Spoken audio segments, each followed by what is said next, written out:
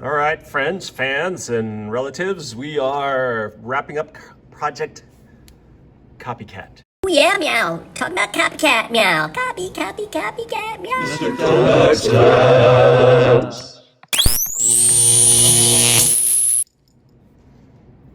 And hopefully by now you have a good understanding of how cells copy themselves and the things they have to do to copy themselves. And then recently we have been talking about the almost science fiction-like possibilities of it harnessing the power of cells copying themselves.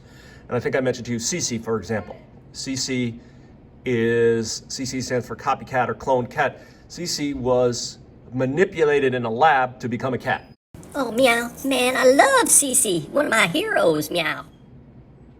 All right. Of course, as we go back to Dolly the sheep in 1997, and you watched a little more information about Dolly, was not an easy thing to do, but just to be honest, in real life, like, I don't want to say real life, but, you know, the old-fashioned way, it's also not a guarantee, you know what I mean? Like the fertility, we call that fertility rates. And so the fertility rate of sheep is about 50%. That means about half the time they try to have baby sheep, they have one. And so Dolly was a lot less than that, but it's not that abnormal for it to not work out. And if you remember, the way they made Dolly was the old nucleus switcheroo. They took an adult cell, they took the nucleus out of that cell, they put it into the egg cell of a donor. They then let that egg cell, which has now got a full set of DNA, grow into an embryo. Then they implanted that embryo into the uterus of a surrogate mother, who then gave birth to Dolly, who was the exact copy of the donor. Exact copy. The only difference is I think they were like 6 or 7 years apart, but they're like identical twins. I mean, technically, if Dolly was a little bit younger, I think, or if her co-mother was a little bit younger, because she's a female, she probably could have carried herself. Wait, what? Meow. Think about that.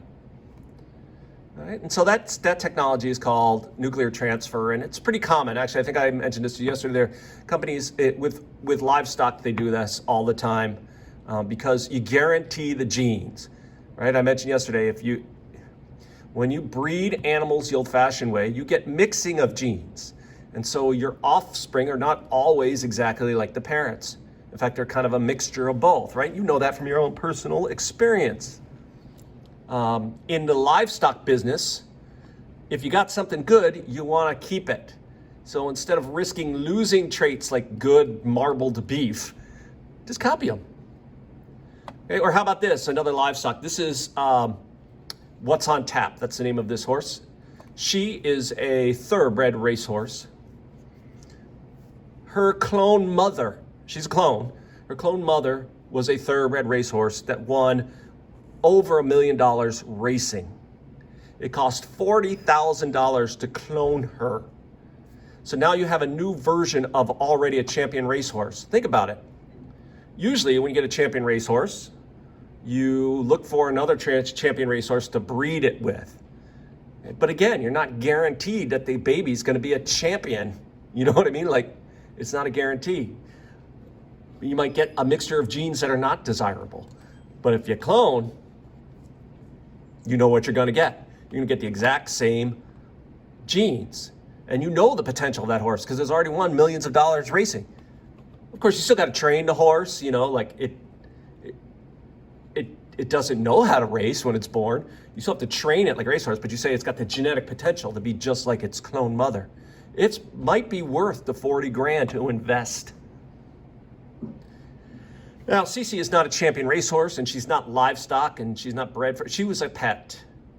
And as you know, one of the greatest things in life to do is to have pets. Well, that's cool. Who wouldn't want a copy of me, meow? And unlike your other family members, a pet is usually one that you see their entire lives, right? Like if you think about it, right? Like you never knew your parents when they were children, right? And then there's a chance that your parents will probably not know you as an old person, right? So, but with cats, you can, like a pet cat, because their lifespan is less, you might experience their whole life from kittenhood through adolescence to adulthood, all the way to old age. And you get a really special bond with them, I think. Okay? Let me tell you the story about Booger. Booger, this is actually Booger 2. Booger 1 was this woman's pet dog, loved Booger. And one day she took Booger for a walk, and she and Booger were attacked by a bunch of stray dogs. Booger valiantly fought off all of the dogs and saved his mama, his master. But unfortunately, Booger's injuries he could not recover from. She was devastated. So to pay tribute to this dog that saved her life and didn't get a chance to grow up, she had him cloned. She paid $30,000 to replace Booger with an exact copy of Booger. Now, was it exactly Booger? Yes, physically and genetically, but it was still a puppy. It had to learn how to do all the things puppies have to learn again. But she figured it was a tribute to the genes of this great dog. Think about some other things too. Like this is a white rhino. White rhinos, there's like 3 of them left on Earth. I mean, they're like critically endangered. How do you get more white rhinos? Is you need to breed them, right? You need to like get the white rhinos, but there are only 3 of them, and they're not getting any younger. If we want to keep white rhinos on this planet, the only way we may be able to preserve the species is by cloning them. And we got to do it sooner rather than later, because the key thing is we need a female to carry and give birth to a white rhino.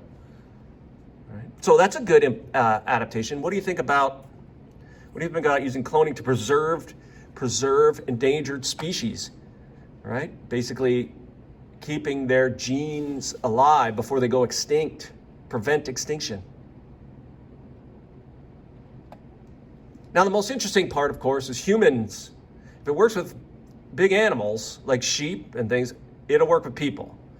Cloning full people. We talked about you can clone parts of people, like their embryo. You can take an embryo and then copy those cells and have them turn into a heart or something. But I'm talking about making a full-on new person.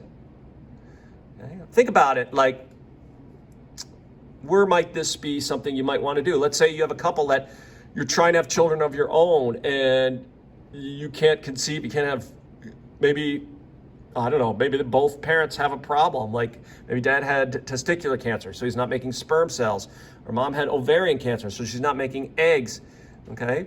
I mean, they could adopt, I guess, but it wouldn't be nice if they, maybe instead of adopting, they could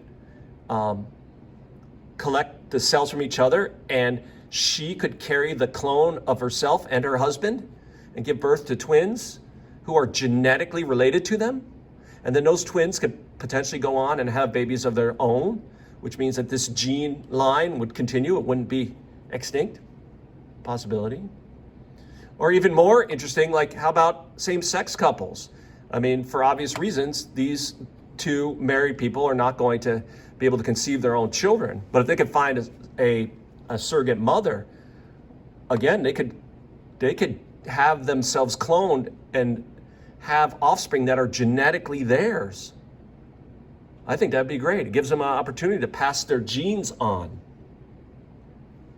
And then, of course, we know the story of Sunshine, the cloned cow, and we know that this cow was cloned from dead tissue. Dead tissue. Okay? Right? I think I told you about this yesterday. Dead tissue basically brought back to life.